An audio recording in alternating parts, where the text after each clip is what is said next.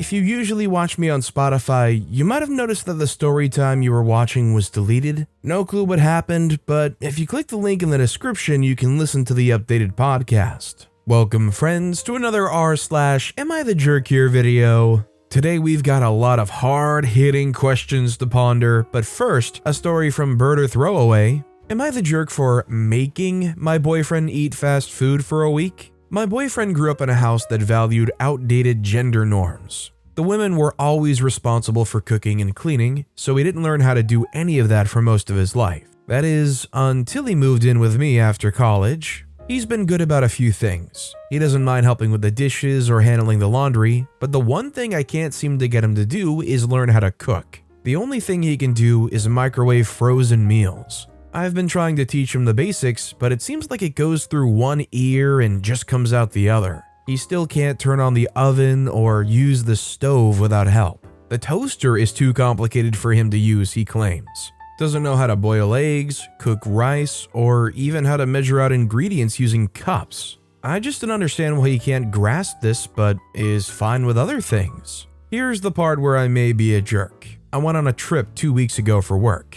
I'm in charge of buying groceries, we have separate accounts, and I realized how expensive his frozen meals actually are. $3 to $4 for each. I said screw it and bought the easiest ingredients I could find for a lot cheaper for him to cook on his own. He doesn't like leftovers, so me cooking ahead for him was out. Before I left, I sat him down once again and gave him a very long lesson on using the oven, toaster, and stove, as well as how to boil and scramble eggs, toast a piece of toast, boil rice and noodles, and heat up pasta sauce. I also taught him how to pan fry things like onions and other veggies, and how to tell when they were ready. In case he doesn't want to cook both lunch and dinner, I also bought things to make salads and fixings for sandwiches. I come back a week later, and he's angry. He claims I practically left him to starve, and how I know he has trouble cooking. I retaliate, saying that I showed him what to do, and I get a whole range of excuses. Setting the oven and stove temp is too complicated. He cut his finger chopping onions and couldn't chop any until his cut healed.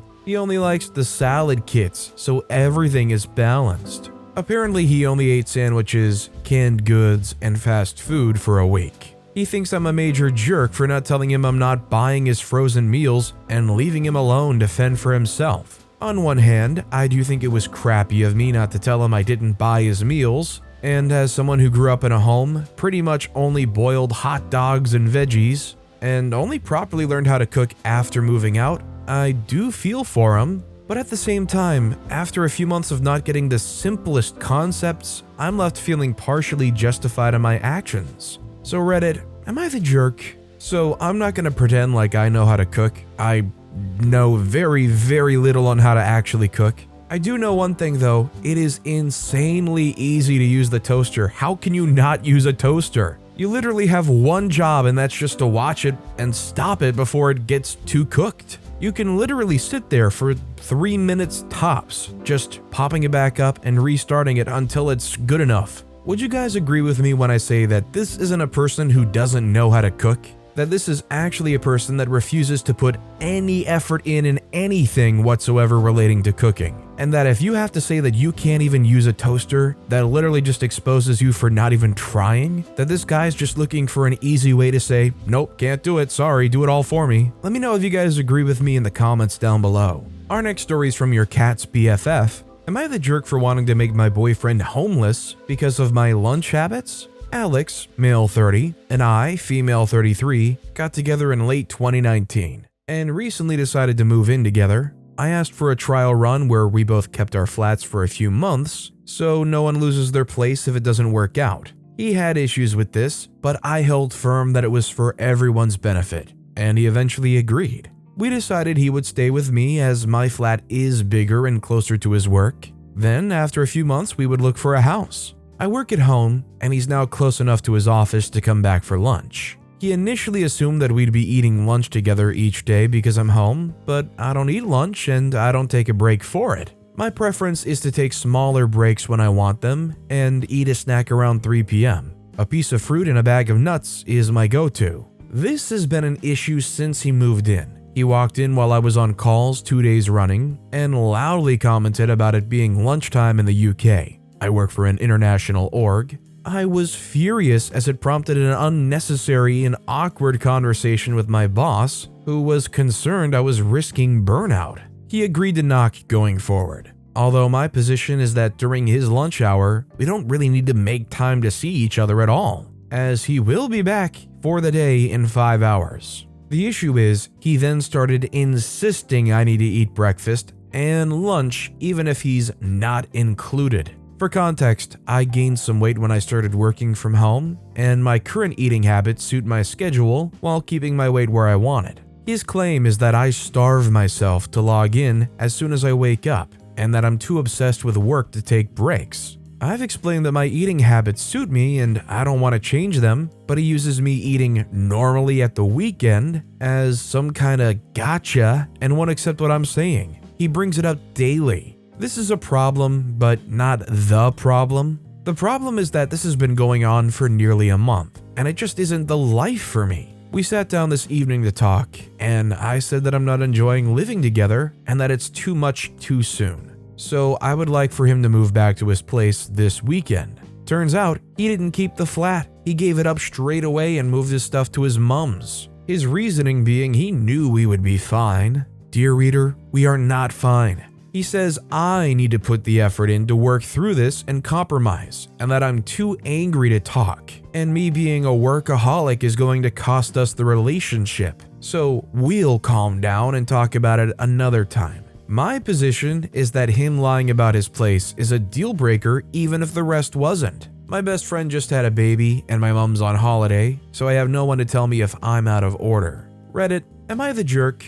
I think OP isn't the jerk in this situation, and I think they kept each other's flats, or at least were supposed to, for this very exact reason. What frustrates me is it seems like Alex just doesn't comprehend that what OP's saying, as far as him needing to move back to his flat, isn't about compromising or making things work. It's the fact that OP knows it isn't gonna work. Full stop. I just hope for OP's sake it doesn't get too messy. By the way, if you're enjoying these stories, make sure to hit those like and subscribe buttons down below so you never miss any of my daily videos. Our next story is from Available Arc. Am I the jerk for asking a mom in my group if she needed someone to talk to about her drinking? A new woman joined my mom group about 2 months ago, Sherry. At first, she seemed great. Nice, funny, smart, has 3 young kids who are awesome. We like having her around. Except me and Lauren noticed something. Every single time we would get together, Sherry would try to make it into a wine night.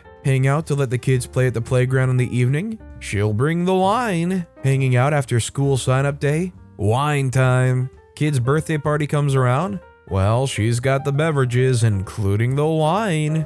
Every single time we hang out, she has to have a glass in her hand. The glass turns into a bottle. The issue is that she does not seem like she's had an entire bottle of wine. So, about 2 weeks ago, we all planned on getting the kids together and going to a great water park. Obviously, water plus alcohol is a dangerous combo, especially with kids. So, when Sherry pulled out a pint of Tito's and waved it around, telling everyone she had a little treat for the moms, I felt like I had to say something. I said, "Oh, I don't think it's a good idea for us to mix alcohol at a water park like that, especially with the kids around." She said it would be fine. She does it all the time. At this, I was kind of more alarmed. So when it was just the 2 of us, I said, "Sherry, are you okay? Do you maybe need to talk to someone about your drinking?" She looked shocked and said no, and then acted like I was absolutely crazy. She said she had no idea where I got that idea, that her drinking was absolutely normal, and that where she's from, Atlanta, it's perfectly normal for people to drink at social gatherings. I said okay, and that I was just concerned because I've never hung out with her when she hasn't been drinking. She got defensive and told me that she didn't like people up her butt monitoring her. After that point, her mood was soured for the day. Lauren told me that it was a good thing that I said something, but 2 of the other moms said that it was going to cause a huge issue, and that now Sherry's talking crap about me being a busybody. I was not trying to shame her, but I know how being a stay-at-home mom can turn people into addicts real fast, and I didn't want to see her end up that way. Am I the jerk? I don't think OP's the jerk because they had good intentions about it, although it was probably presented in a poor way. I think it would have been maybe better for OP to have asked about how it seems like every week there has to be like a drinking element to it, and then maybe hoping it kind of branches into a more open discussion. But apparently also getting like defensive about these kinds of questions is actually kind of an aspect that appears a lot in people who do have alcoholic tendencies. So really, I'm not sure. I think being a wine mom or drinking wine all the time kind of has gotten a little too normalized, but I don't think OP's the jerk here for what they did. This next story is from B-Day Gift AITA. Am I the jerk for being upset at my husband for what he got me for my birthday? My 39th birthday was last week. Months ago, I was talking with my mom about a part of our state that I love to visit, and she mentioned that she has never been there. I told her we should go together sometime, and we started planning it. We ended up deciding on going there for my birthday. During the planning, we realized that my mom, my brother, and I had never been on a trip together, just the three of us. So we invited my brother too. My husband was fully supportive of us taking this trip and would be staying home with our 3-year-old son and our dog. Before we left last week, my husband gave me the gifts he bought me for my birthday. He got me some comfy pajamas, a sun hat, and some good wine and cheese to bring with on the trip. Normally, I would be totally okay with that gift, as we don't really splurge on birthday gifts anymore, but he'd been talking about getting me a smartwatch and a new luggage for my trip ever since we started planning it. He knows I can be kind of picky about gifts, as I've exchanged some of the gifts he's gotten me in the past for different colors or options. But this time, I told him to just pick something out for me, as I want those things for the trip. He offered instead to go shopping with me so that I could pick out exactly what I want, because if I take them on the trip and don't like them, it's not likely I could return or exchange them. I thought that was a good idea, but life got busy, and before I knew it, it was the week of our trip, and we hadn't had a chance to actually go shopping together. So the time comes for us to leave, and part of me was expecting my husband to surprise me with a new watch or weekend bag, but he didn't. I admit I was pretty disappointed that he didn't get me the watch and bag like he said he would. He told me that he thought we had agreed to do it together, but I told him he knew how busy we were, and it wouldn't have been much effort for him to just do it on his own. He got offended and told me that I just spent thousands of dollars on a nice, relaxing trip with my family while he stayed home and took care of everything. And I'm complaining about a watch and a bag? I told him that he knew how much I was looking forward to having those items for my trip, and I'm just disappointed that he didn't realize that and take the opportunity to do something special for me. He apologized for ruining my trip, but I know it wasn't sincere, and he's just telling me what he thinks I want to hear. I offered to go shopping with him sometime to pick them out, and he told me to just go do it myself. Now I feel like crap, and I know he's mad at me for being ungrateful for the things he did get me, and for allowing me the opportunity to have a trip like that with my family. I think OP is the jerk because, frankly, this is a situation where they had pretty much settled on going together to get exactly what it was OP wanted. Things came up, and their partner clearly didn't feel comfortable enough going out there and just getting it anyways at that point. And you blow up on them for really what could be seen as a lose-lose situation. If they go out and they buy something on their own accord and it ends up not being exactly the ideal setup for you or whatever you wanted, then frankly, that sucks. But then also they're gonna get reamed for not going out and doing that? I think it's a tense situation that OP should just frankly apologize for. This next story is from Dear Account 5349. Am I the jerk for saying my stepdaughter is not entitled to my late ex-wife or daughter's money? I'm married to Ashley. Our girls from previous relationships are both 17. My ex-wife was Sam. She and I were never a great couple, but we were great friends and great parents/co-parents, so we stayed very close after the divorce. I was aware that she had started saving for our daughter's future education. We had reached somewhat of a compromise on how to handle that. I did most of the spending on her adolescent activities and extras, so all her extracurricular activities, hobbies, and, for the most part, gifts that we shared, while she saved for the future in an effective way. I never knew how much was in that account until 2 years ago when my ex died. It was then that I learned she saved a hefty amount. and that aside for allowing for her funeral expenses, she had left money for our daughter to use as she saw fit outside of the college money. Ashley and I married 7 years ago, and at the same time we had discussed money for the girls, etc. I explained that I wasn't saving, but my ex-wife was. She hadn't started saving anything for her daughter at that point, and her ex was not saving either. So we started to put a little by when we could, but we were never able to save huge chunks at a time. After Sam died, money became a much larger issue. Ashley was upset to learn my daughter had a considerable amount more than my stepdaughter for college, and that she had money to spare. It only became a bigger deal this past May. My daughter told me she had decided to do community college in her mom's hometown so she could be close to her grandparents for a while and could still follow her dreams. Ashley then brought up how some of that money could go to my stepdaughter. I told her no, that it wasn't our money, and even if she tried to suggest that it would be mine, seeing as my daughter is a minor, I pointed out that it would be stealing to just take it from her, and I'd never contributed to that fund directly. It would be taking my ex-wife's money. Ashley went off about Sam putting so much away when she knew our daughter had a stepsister, and how she was selfish to make her so much better off than her only sibling. I told her she needed to get over that because Sam only had one child to think about, and it wasn't her job to think about my stepdaughter or even any bio kids I could have after our divorce. Ashley told me to think about my stepdaughter. I told her my stepdaughter is not entitled to my daughter's money or my ex-wife's money, whichever way she wanted to look at it. She asked how I could be so callous about her daughter's disadvantage. Am I the jerk?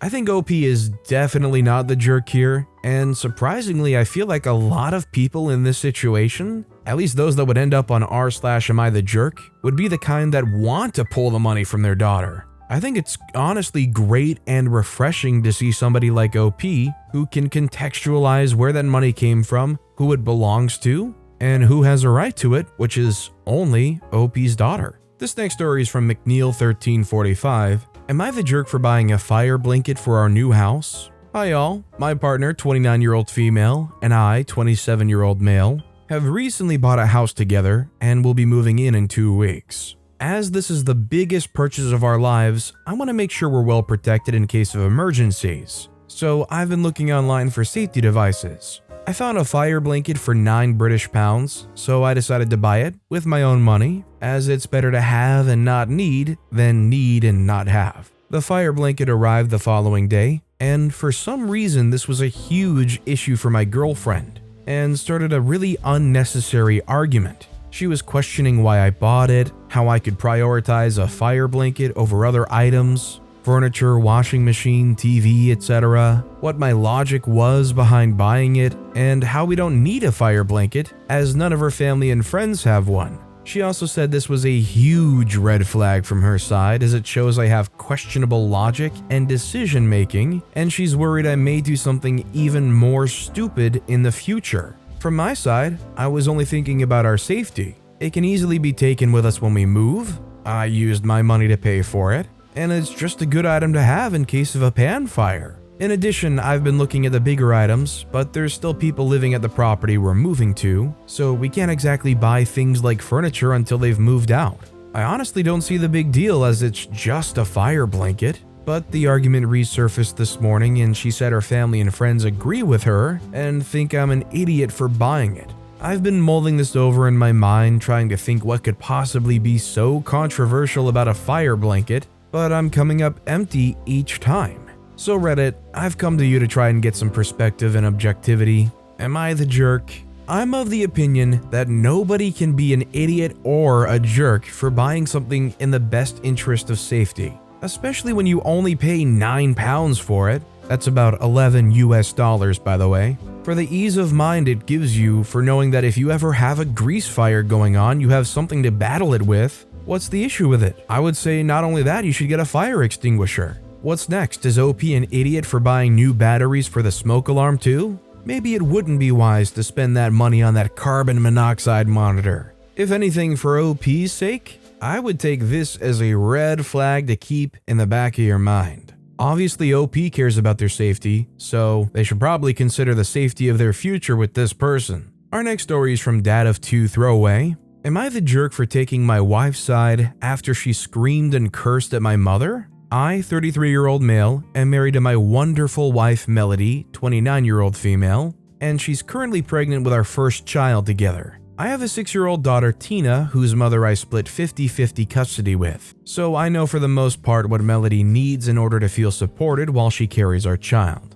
I've been spending lots of time making sure she's comfortable and taking on more of the load at home, so she's not doing too much. This is her first child after all, and it's obviously a lot for her physically and emotionally. My mother and Melody don't get along too well. Mom didn't like my ex either. We broke up because we were headed on different paths. Not because of my mother, and there's no bad blood. So I think she just doesn't like her because she's dating me for whatever reason. It's weird. She's very nitpicky about Melody. How much she does around the house, how emotional she is. Melody already cries very easily, and being pregnant's made her even more sensitive, which is fine. The fact that she wants to be a stay-at-home mom, it just seems like nothing Melody does is okay. I do, however, stand up for her and do not just allow my mom to talk down to her. Today, before picking up my daughter from summer camp, Melody went to 3 different grocery stores to find rotisserie chicken. She's been talking about it since last night and really wanted one.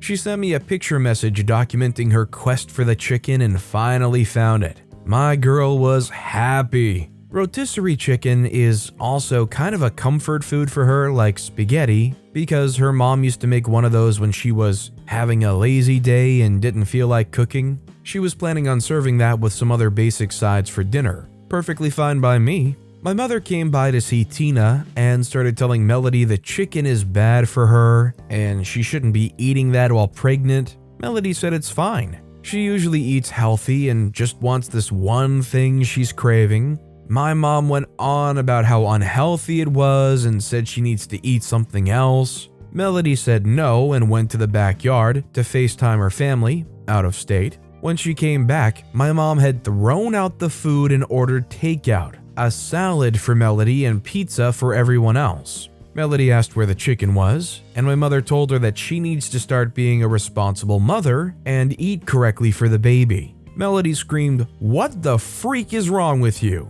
Why are you always such a witch to me?" She then started crying and called me home. I came back and asked my mother to leave after hearing her story and said she is not to come back until she apologizes for how she treated Melody. My mom went on about how I'm choosing another woman over her, but I just think enough is enough, and Melody reached her limit. She apologized to me for blowing up when Tina was in the house, but I told her it's okay, things happen. Tina's okay, and I went to find her another chicken before the store closed. My dad thinks I'm right for taking Melody's side, but my brother thinks I should always defend mom. So am I the jerk?